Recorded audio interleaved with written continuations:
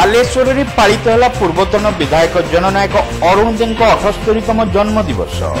आयोजित रक्तदान शिविर में संगृहित है 103 यूनिट रक्त।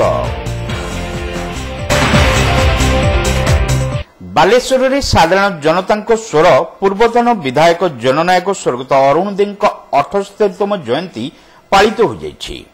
अरुण दे स्मृति परिषद आनुकूल्य आयोजित कार्यक्रम में बालेश्वर लोकसभा निर्वाचन मंडल बीजेडी प्रार्थी लेखाश्री सामंत सिंघार और सदर विधायक प्रार्थी स्वरूप कुमार दास जोगदे मल्लिकाशपुर स्थित दादा बासभवन में स्वर्गत दादा और तांकर पिता स्वर्गत गोलकनाथ दे प्रतिमूर्ति में माल्यार्पण करते।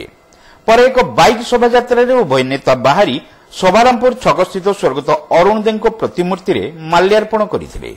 स्वर्गत दे निजर राजनीतिक जीवन में खटिखिया मेहनती मनीषों स्वार्थ रक्षा सालिस विहीन संग्राम जारी रखिथिले। श्रमिक श्रेणी को मुहरे हस फुटाइबा से निजर जीवन अधिकांश समय बिताई देथिले। तांकर अवर्तमान में सृष्टि होइतिबा शून्य स्थान पूर्ण असंभव बोली दुई नेता एही अवसर में प्रकाश करथिले। आज स्वर्गत अरुण देकर 78तम जन्म जयंती ए अवसर रे आमे तांकर बालेश्वर टाउन स्थित प्रतिमूर्ति माल्यार्पण करी श्रद्धांजलि अर्पण कलु।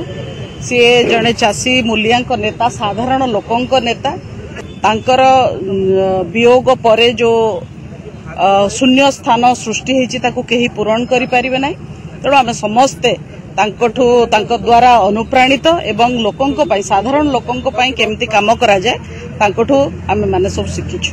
आज स्वर्गत अरुण देव जहाँ को आम दादा बोली प्रिय डाकू आज दादा 78तम जन्म जयंती ये अवसर में दादा को समस्त भल पाता समस्त कर्मी मैंने आज एकजुट होती। दादा बासभवन स्थित प्रतिमूर्ति माल्यार्पण कराई दादा स्टेच्यू माल्यार्पण कराई।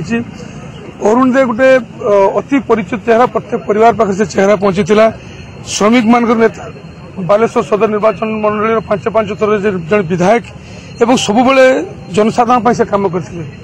आज जो मैंने राजनीति को आसुच्च बहुत लोकों दादा जो इन्स्पिरेसन थे। दादा कर्मनिष्ठा दादा कर्म तत्परता और दादा जो नीति आदर्श बहुत युव नेता को आपंकर उत्साहित कर आजिकार दिन में बालेश्वरवासी तरफ दादा गभीर श्रद्धांजलि जनाऊँ।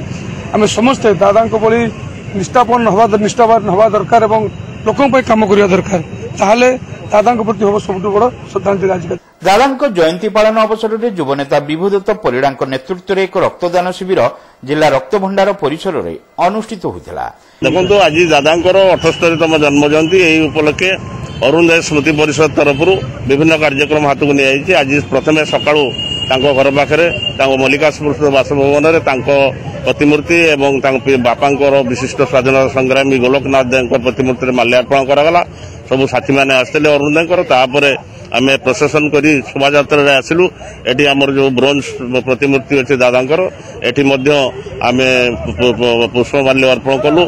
आम सहित थे बालेश्वर विधायक स्वरूप दास एवं बालेश्वर एमपी प्रार्थी बीजेडी लेखाश्री सामंत सिंघार धन्यवाद दूसरी स्मृति कमिटी तरफ से आमको समस्त प्रकार सहयोग कर आम बर्तमान ब्लड बैंक रे गोटे अरुण देव स्मृति परिषद पक्ष रक्तदान शिविर आयोजन कराई। आम आशा करुचु गोटे शताधिक युवक मैंने रक्तदान करेंगे एवं ये कार्यक्रम अरुण देव जो गरीब लोकों साधारण मनीष मेहनती मनीष जो जीवनचर्या था जीवन बलिदान दी जाती निश्चित भाव में आज बालेश्वरवासी मन रखिंट मन रखिए। मोट 103 यूनिट रक्त संगृहित होता। चलित वर्ष परिषद पक्षर एककालीन सर्वाधिक यूनिट रक्त संगृहित होइतिबारु जिला रक्त भंडार अधिकारी डाक्टर बसंत कुमार उपाध्याय स्मृति परिषद को सर्टिफिकेट और मेडल प्रदान पूर्वक संबर्धित करथिले।